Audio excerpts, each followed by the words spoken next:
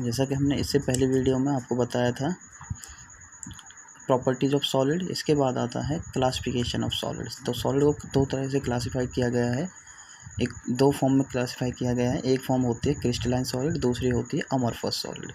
तो crystalline solid कौन से होते हैं? ऑल सॉलिड्स एलिमेंट्स, जैसे मेटल हो गए, नॉन मेटल हो गए एंड कंपाउंड हो गए, एग्जिस्ट इन दिस फॉर्म।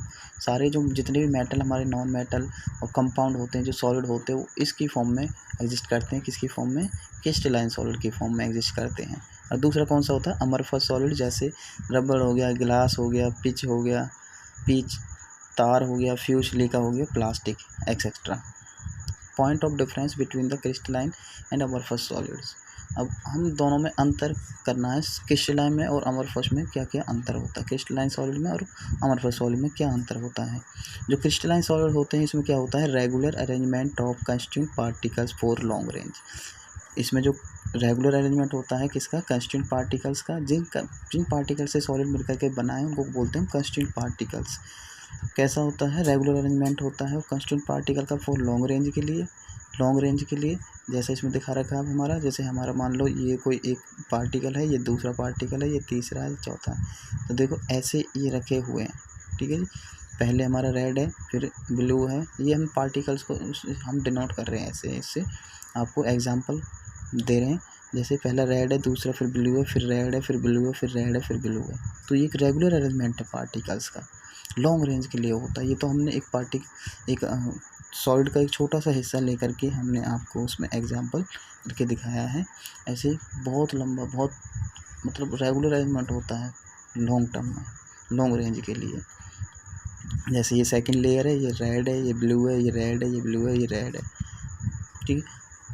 लेकिन जो अमॉर्फस सॉलिड होते हैं, अमॉर्फस सॉलिड में क्या? Regular arrangement of constituent particle for short range.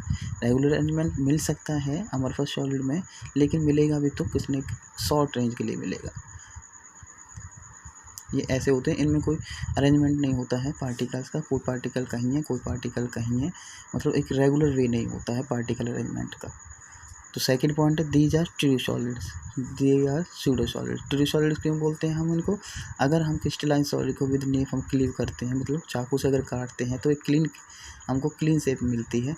लेकिन जब हम इनको अमॉर्फस सॉलिड को जब हम किसी चाकू से काटते हैं तो हमें कोई क्लीन क्लीवेज नहीं मिलती है, जिससे हम इनको क्या बोलते हैं? Pseudo solids. ये सुपर कूल लिक्विड कौन से होते हैं? जैसे सॉलिड, जो ऐसे सॉलिड जो मतलब लॉन्ग टाइम के लिए रखे जाएं। और जैसे आपने देखा होगा जो पुरानी बिल्डिंग्स होती हैं उनके में जो शीशे लगे होते हैं वो ऊपर से पतले हो जाते हैं, नीचे से मोटे हो जाते हैं, क्योंकि उनमें दिन में तो धूप लगती है, रात को ठंड होती है। तो उसमें एक सुपर कूलिंग का इफेक्ट आ जाता है, जिसके कारण वो ऊपर से पतले और नीचे से मोटे हो जाते हैं। जो क्रिस्टलाइन सॉलिड्स होते हैं, they have sharp melting point, मतलब इनका एक मेल्टिंग पॉइंट शार्प होता है, मतलब डेफिनेट मेल्टिंग पॉइंट होता है। भाई इतने टेम्परेचर पे, जैसे आयरन है या गोल्ड है, कोई भी एग्जांपल ले लो आप मेटल का, भाई इतने टेम्परेचर पर ये मेल्ट होगा। लेकिन जो हमारे अमॉर्फस सॉलिड होते हैं, उनमें कोई ऐसा मतलब फिक्स या डेफिनेट टेम्परेचर नहीं होता, मेल्टिंग बॉइलिंग पॉइंट कोई डेफिनेट नहीं होता है, उनमें एक रेंज होती है।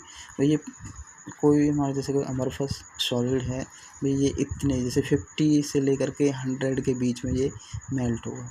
ये ऐसे इनकी एक रेंज होती है टेम्परेचर की, इनका कोई फिक्स नहीं होता टेम्परेचर जिस पर ये मेल्ट हैं या बॉयल हों, लेकिन इनका फिक्स होता है। फोर्थ पॉइंट है they are anisotropic in nature. Anisotropic nature कैसे होते हैं? They are isotropic in nature. Anisotropic का मतलब, जैसे देखो हम इधर जा रहे हैं, इधर से यहाँ से पहले हमें कौन सा मिला? रेड मिला, फिर ब्लू, फिर रेड, फिर ब्लू, ऐसे मतलब एक तरह के पार्टिकल्स नहीं मिल रहे हैं। इसमें क्या है? इसमें एक तरह के पार्टिकल्स मिल जाते हैं, जैसे ये देखो रेड रेड रेड ऐसे। इसमें देखो, इसमें अगर हम ऐसे चलें तो 2 रेड मिल गए, 1 ब्लू मिल गया, फिर ऐसे चले तो 2 ब्लू मिल गए, 1 रेड मिल गया। मतलब इनमें अलग अलग, अगर ये जैसे इसमें लिखा different particle position in different direction. Particle की पोजीशन क्या होती है? डिफरेंट होती है इन डिफरेंट वे में, डिफरेंट डायरेक्शन में डिफरेंट होती है। लेकिन इसमें हम क्या होती है? सेम पार्टिकल का पोजीशन इन डिफरेंट डायरेक्शन में हमें इसमें सेम पार्टिकल्स की पोजीशन मिल जाती है। फिफ्थ एग्जाम्पल दे रखे हैं हमें क्रिस्टलाइन के, जैसे NaCl हो गया, KCl हो गया, जिंक सल्फेट हो गया, इसमें जैसे रबर हो गया, गिलास हो गया। सिक्स्थ है they have definite heat of fusion. Heat of fusion वही मेल्ट होना, ठीक है जी। They do not have a definite heat of fusion. They undergo clean cleavage, they undergo a irregular cut. अभी बताया था हमने आपको, अगर इनको क्रिस्टलाइन सॉलिड को अगर हम विद नीफ क्लीव करते हैं तो क्या होता है, एक रेगुलर कट मिलता है हमको, लेकिन इसमें इरेगुलर कट मिलता है। Uses of amorphous solid. Uses of amorphous solid. Amorphous solids are very useful material in our daily life, like construction.